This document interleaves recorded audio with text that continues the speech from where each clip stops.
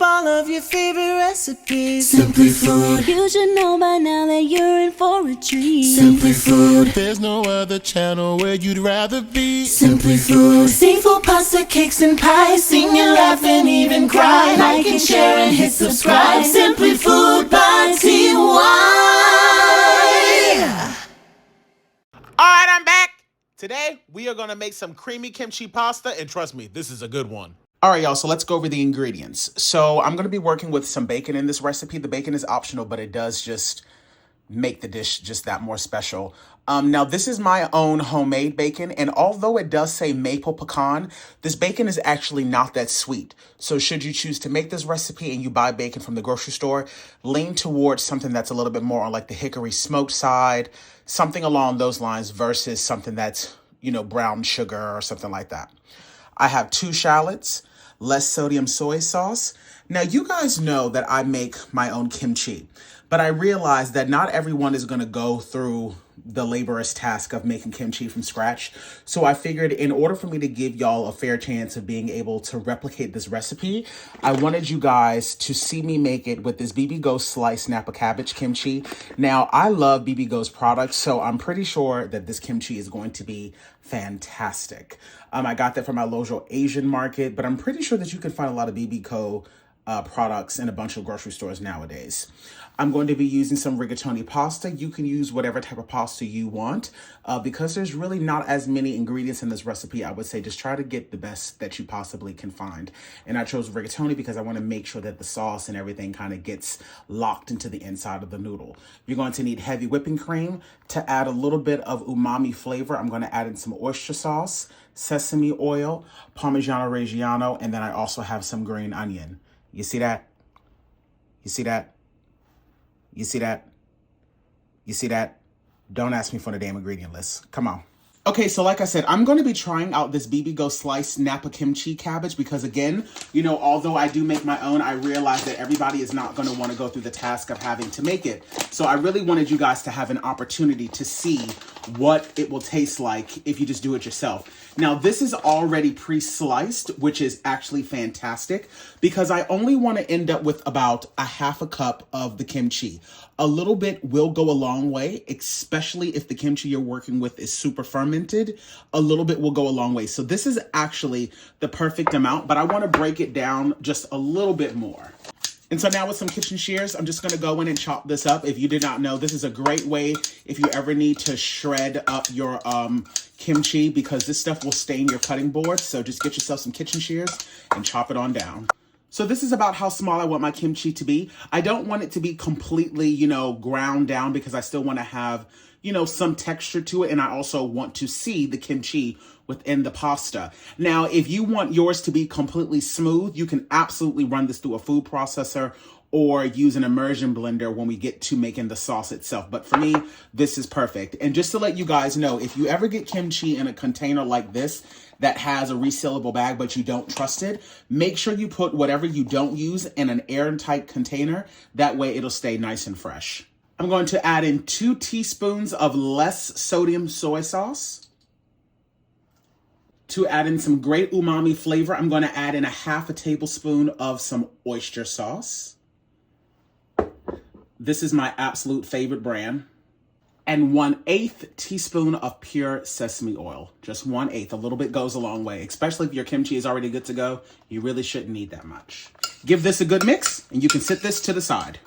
My water is starting to come up to a boil, so I'm going to add in nice 2 pinches of coarse kosher salt. And of course, follow the instructions to the pack. I want to make this al dente, and according to the package, this says 14 minutes. And now we're going to work on chopping down our bacon. And look at this. It looks absolutely incredible. I made this from scratch. If you guys have not seen the video on how I make my homemade bacon, definitely go check that out. And I'm just going to chop this down into little bite-sized pieces, and you can use as much or as little as you would like. This is about how much bacon I use. My bacon was relatively thick cut, so I really don't need that much. I probably have about 4 slices left over. This is probably about 2 cups worth of some nicely thick sliced bacon. I'm now going to work on mincing down my 2 large shallots. In the end, you want to end up with about a half a cup worth. I have my shallots nice and chopped up, and like I said, you want to end up with about a half a cup worth. I'm now going to grate down my Parmigiano Reggiano until I end up with about a cup worth. And now you have everything prepped for your sauce. Your kimchi with the additional oyster sauce, light soy sauce, and sesame oil. You have your bacon, your onion, your 1 cup of your freshly grated Parmigiano Reggiano, and your heavy whipping cream. Now, in order to control how much oil is going to be in my pasta, I'm going to cook the bacon first. And just a little pro tip, anytime you're trying to make bacon bits, especially when you're working with thick cut, beautiful bacon like this, cook it over a low heat. So that way it can thoroughly cook and the sugars in the bacon won't burn. All right, y'all, my bacon is nice and crispy. It's looking absolutely fabulous. Look at that. Beautiful, crispy, homemade bacon. Go on ahead and set that to the side. In my opinion, my bacon has actually let out the perfect amount of oil, so I actually don't need to remove any and or add any. So now we can go on ahead and add in our shallots. Allow your shallots to cook for roughly 1 to 2 minutes. My shallots are looking absolutely fantastic. So now what we want to do is we want to also fry off the kimchi. This is really going to wake up all those flavors. It smells absolutely insane right now. And just remember, when we do add in the heavy whipping cream, if you would like for your sauce to be completely smooth, all you have to do is go in with an immersion blender and just give it a few blitzes. You don't want to rush this step. You really want to allow a lot of the moisture that's inside of the kimchi to kind of cook away. That's going to make it super concentrated. And as you've noticed, I've not added any salt to this recipe beyond the salt that I added to the water to cook the pasta, because we have soy sauce. You already have the salt coming from the bacon, the salt coming from the kimchi. So it's best to just wait until you fully make the sauce, give it a taste, and then decide if you want to add in any more salt. And then also you can then decide if you would like to add in any more spice with some Korean chili flakes if you would like yours to be spicier.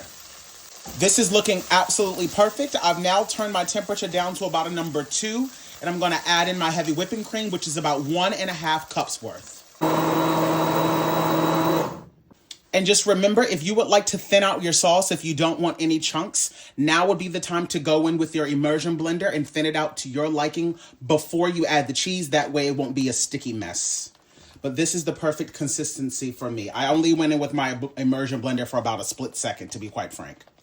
It's starting to thicken up. I'm going to turn the temperature all the way down to low. Add in my 1 cup of my Parmigiano Reggiano. Oh my God, you guys, it just smells divine. I'm going to now go and give it a taste to see if I need any additional salt. The salt is actually perfect. I'm now going to go in and add in my delicious rigatoni. Thoroughly combine. And remember to make sure that you have your heat on low. If you would like to thicken up your sauce, you can add in a ladle full of the pasta water.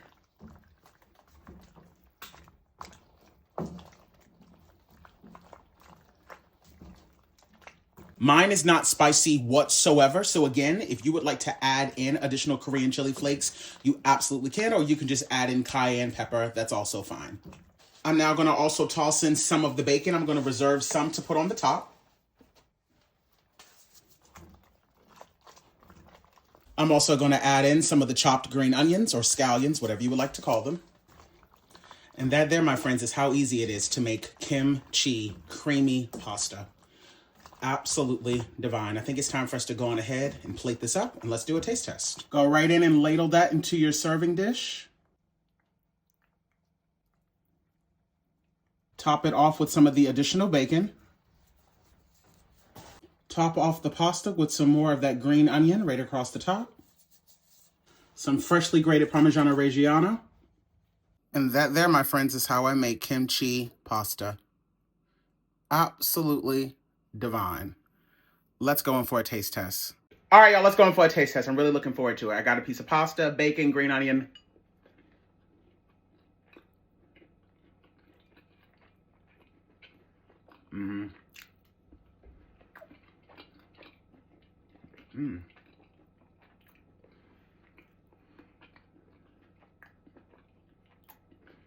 Whoa.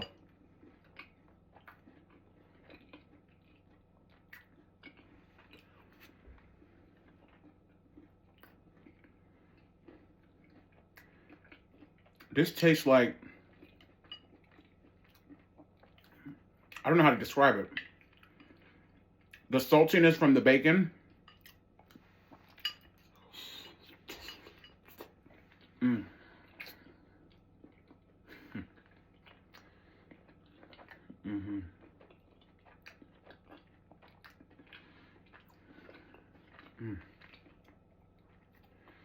The kimchi is barely noticeable. If anything, you probably use more.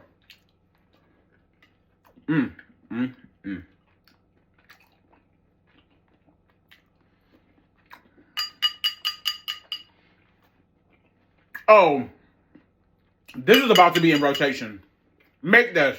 Slaying in the kitchen. Simply Food by TY. We hope that you enjoyed Simply Food by it. TY. If you haven't took the time, make sure you subscribe. Thanks for watching. Thanks for watching. Thanks for watching Simply Food.